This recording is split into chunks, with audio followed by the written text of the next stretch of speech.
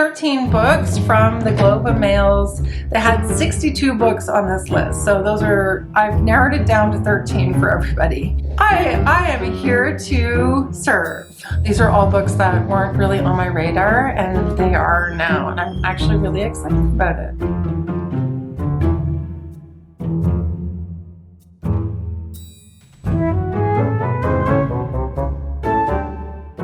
Hi everyone, it's me, Jess. I'm here today to present a few books that are being recommended by the Globe and Mail. I did a video like this at the beginning of the summer season where I looked at the list of recommended books by the Globe and Mail for summer, and they have an article that was published at the end of August called 62 Books to Read This Fall. Clear your nightstands for autumn's best reads, including fiction from Canadian stars and nonfiction tales of political intrigue and tech gone awry. So I'm going to leave the nonfiction aside. I've gone through the list and I've chosen 13 books. Well, actually, one of the books that I want to add to the list is not on the Globe and Mail list, so I guess it's a bit of a cheat. But this is 13 books to read this fall according to the Globe and Mail. So for those of you who don't know, the Globe and Mail is Canada's national newspaper, and it's similar to the New York Times, but for Canada. So I will mention that the books that I want to talk about that I have selected from this list are mostly the fiction suggestions, and they are mostly Canadian authors. How many are Canadian? I think I have 7 or 8 Canadian authors out of the 13. So get ready to add a few books to your TBR. When I should say that they're almost all novels with the exception of, I think, 1 or 2 historical fiction and a book of short stories and a memoir. So let's start with the Canadian fiction, shall we? So the first book that I'm going to talk about is one that is not new in terms of being discussed on BookTube of late.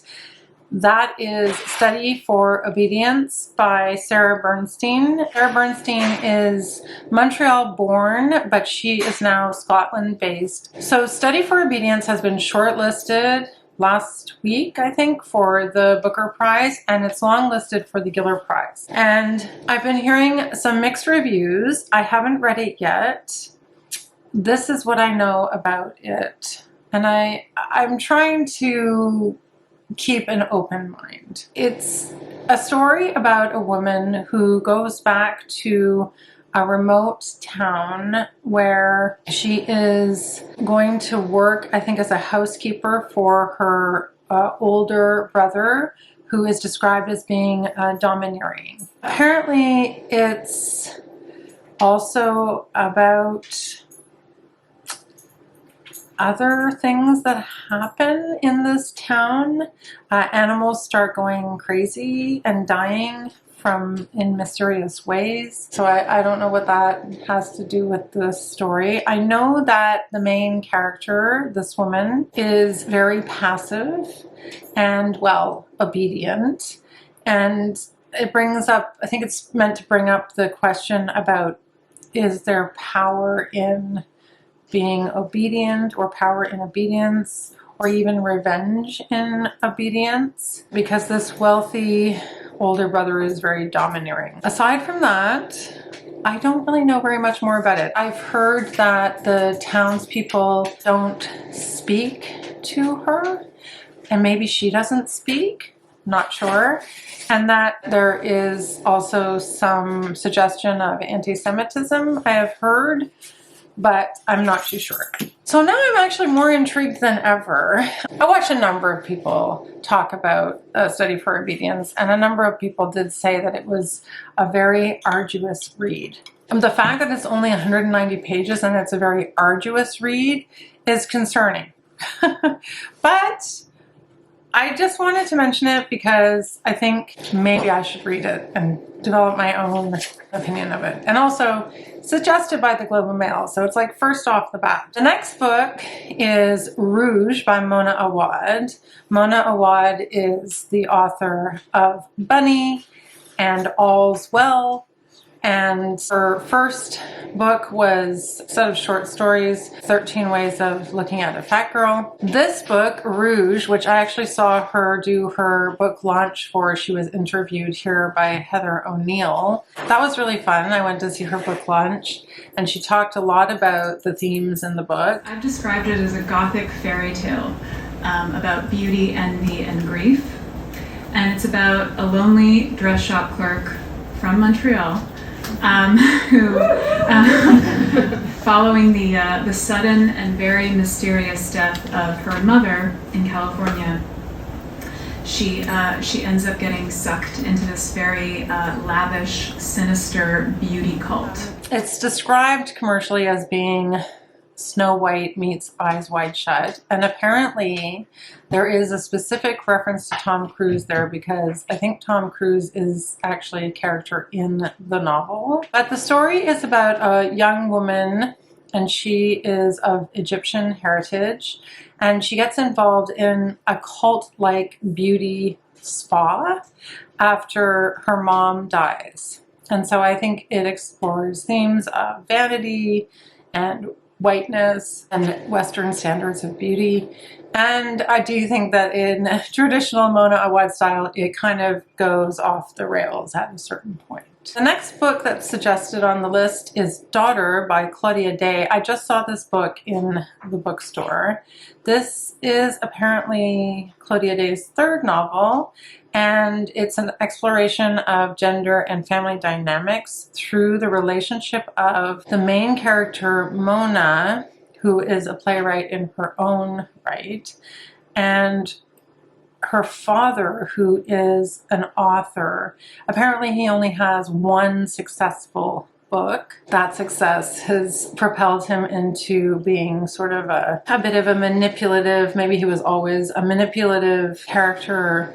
He treats, I think Mona was meant to have been his muse, and he's also, though, a philanderer, and his actions really destroyed their home, and he confided in Mona during the time of his adultery, and so that sort of casts Mona in a negative light in the family dynamics, and his actions have destroyed his marriage and the family home, and Mona gets sort of cast as the villain as well. Apparently it's devilishly funny, and it does sound interesting. It sounds like it could be really good. I've never read anything by Claudia Day before. Let me know in the comments below if you have read anything by Claudia Day in the past. The Observer by Marina Endicott. This sounds really interesting. This is a story of Julia, who is newly uprooted to move to Medway, a small town where her husband has been assigned to a post for the RCMP. And she becomes the editor of the town's local newspaper called The Observer. And I think it's an exploration of life and the way the law works in a small, very tight-knit community. And I think it's the sort of thing where it starts off being very honeymoon-like and very exciting, a new adventure, lots of promise. And then as the story goes on, it gets darker, I think, as the story goes on. It sounds really good. It's something that I'm thinking of maybe trying to read. Maybe adding to my TBR. The next one is Wild Hope by Joan Thomas. Now, I didn't know about Joan Thomas. Joan Thomas is the winner of the 2019 Governor General's Award for Five Wives, which I think tells the story of like a group of women who are abandoned during a mission, but I could be wrong about that. Her book and her as an author is described by the Globe and Mail in the writing of the little small synopses on this list as Thomas's talent remains largely unsung despite her winning the 2019 Governor General's Fiction Award for her novel Five Wives. So that perked piqued my interest right away. This is her fourth novel, and this is about, and this sounds really interesting too, this is about a restaurant owner who goes missing during a camping trip. And the restaurant owner goes missing after having being in this altercation, conflict, having a confrontation with somebody from his childhood, an old childhood friend. And this old childhood friend is the villain in the story. And he's the perfect kind of villain because he owns a bottled water, he's a bottled water magnate. He owns a bottling water company, which is probably the most evil kind of magnet you could possibly be, right? So that sounds really good too. The Circle by Katherena Vermette. I already know about Katherena Vermette. I think most people do.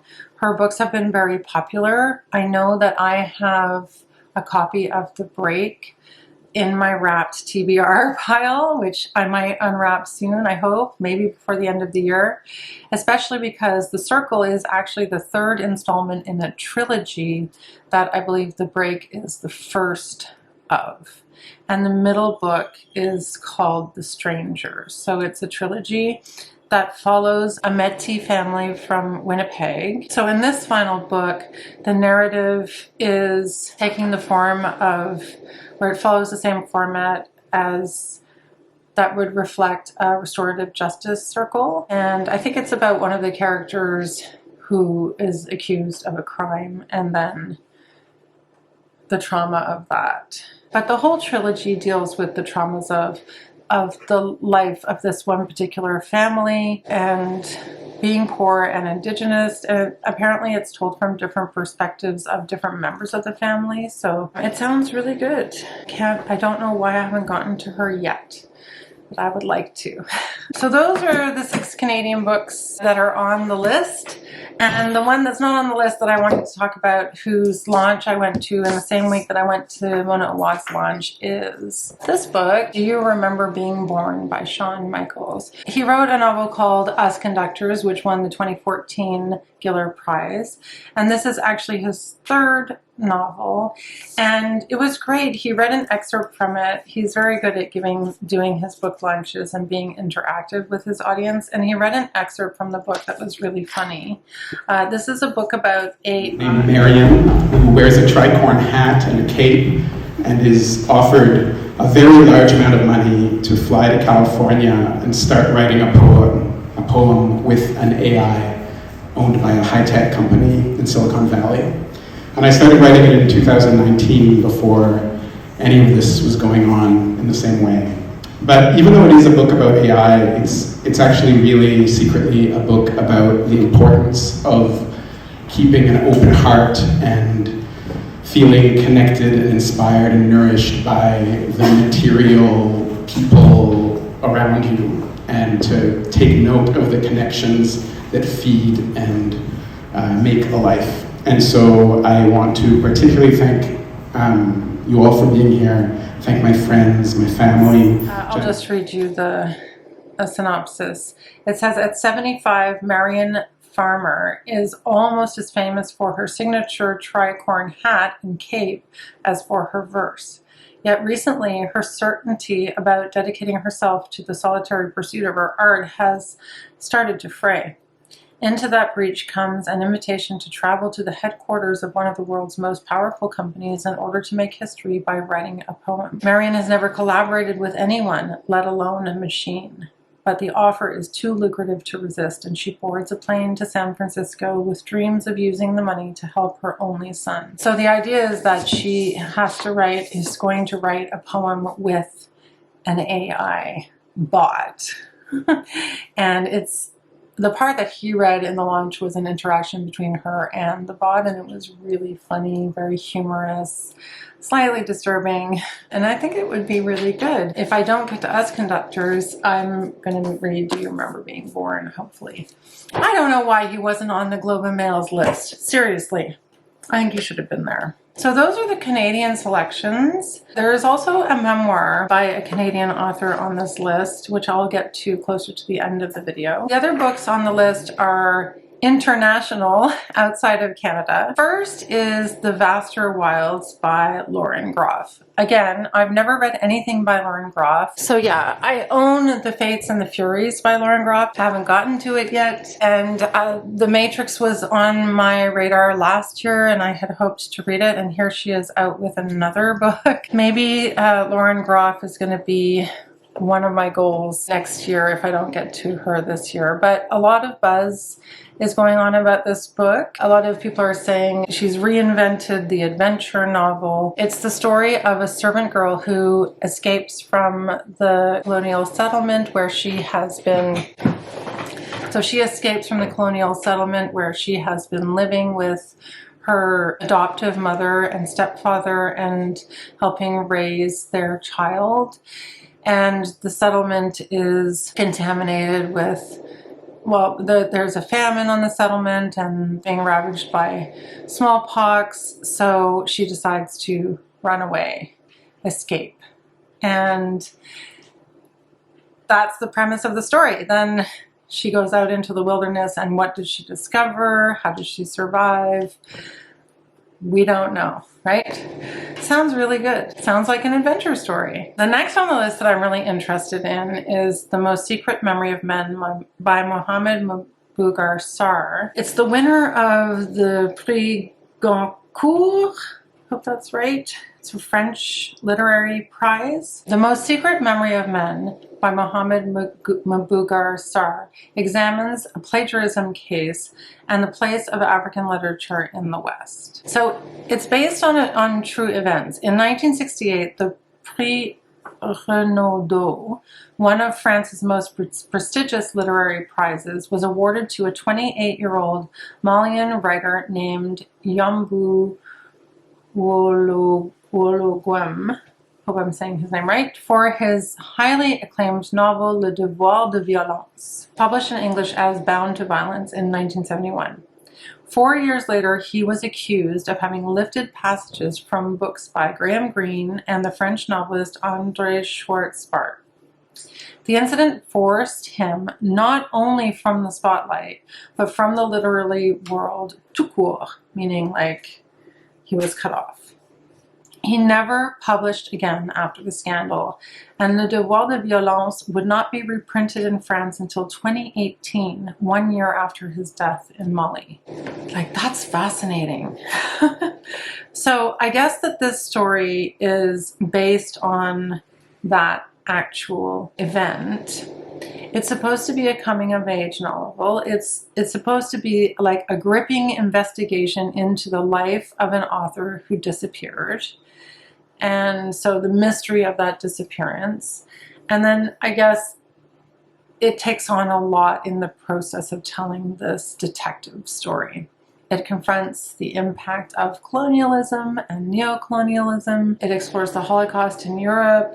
It explores dictatorships in South America, and the themes of the book are about collaboration and resistance, all the while really also described as being like a love story to literature. So that sounds very sophisticated, maybe kind of challenging, but also super interesting. And I hadn't heard about it until now. Maybe I should have, but I hadn't heard about it until I looked at the Globe and Mail's list. So that's exciting. How to Build a Boat is also on the list by Elaine Feeney. A lot of people have talked about How to Build a Boat because it was long-listed and unfortunately not shortlisted for the Booker Prize. From what I know about it, it tells the story of Jamie, who is just starting secondary school, and Jamie is neurodivergent and had a trauma where his mother died giving birth to him. And he has dreams of creating what is described as a perpetual motion machine so that he can connect to his mom, who he lost. And then when he gets to school, he meets a teacher who encourages him to go to, he's like a shop teacher, a man named Foley, I think. And Foley proposes that they build an actual boat together, and I think it's a traditional Irish boat. The idea is to show Jamie the difference between his solitary trials and turmoil, and that blueprint in his own mind to come to an experience of community where he's working with somebody else to actually build a boat. And that's really all I know about it. It sounds good. I guess it's had some criticism about the portrayal of someone who's neurodivergent, but I would wait to pass judgment until I read it myself. I've heard raving reviews of it from Scott, which is always a good sign. So yeah, How to Build a Boat. I have a copy coming to me in the mail.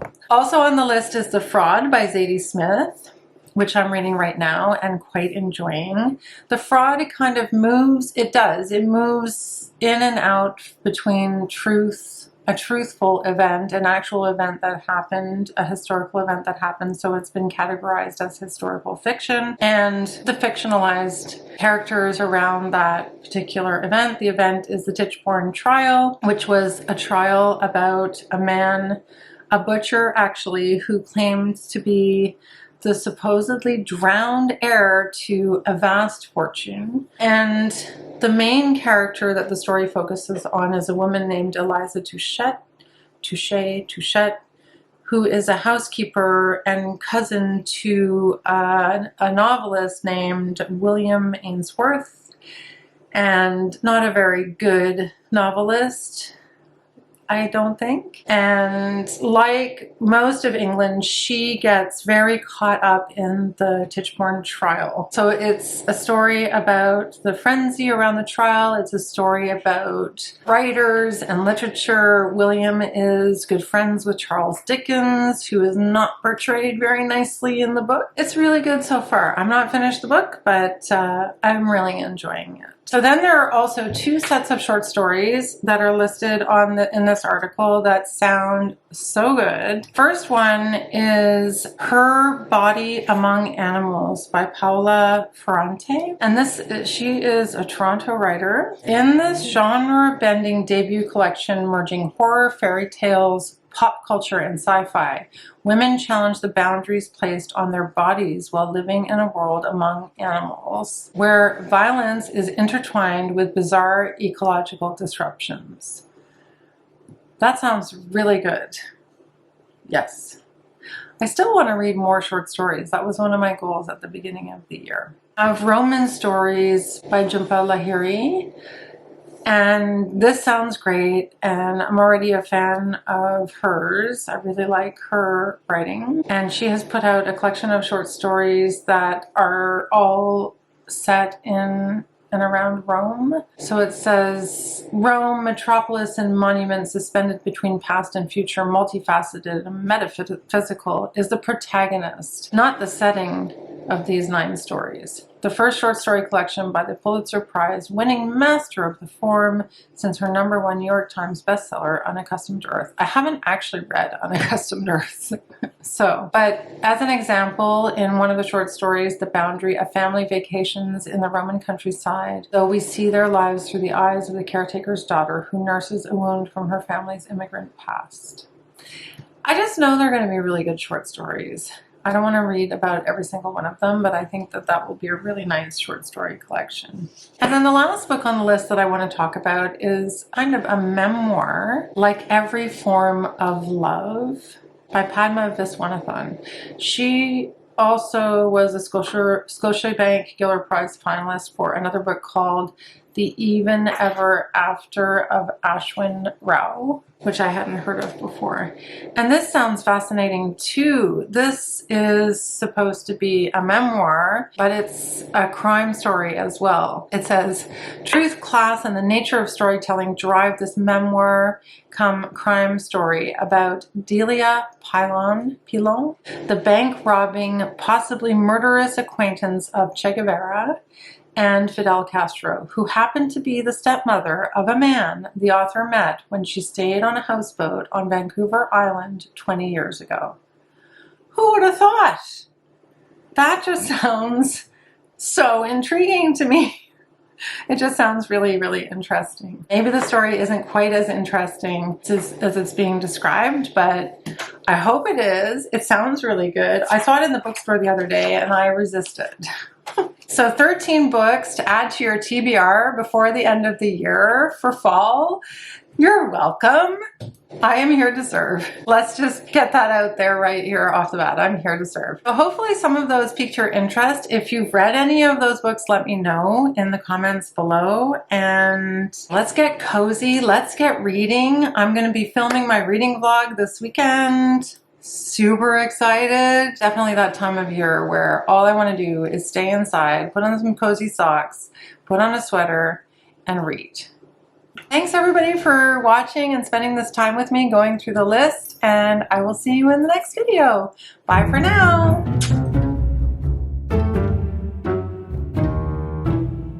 Thanks everyone for watching. Thanks for where violence is without any further introduction. Actually, I just have to deal with something. Jesus Christ, Nola, why are you not there?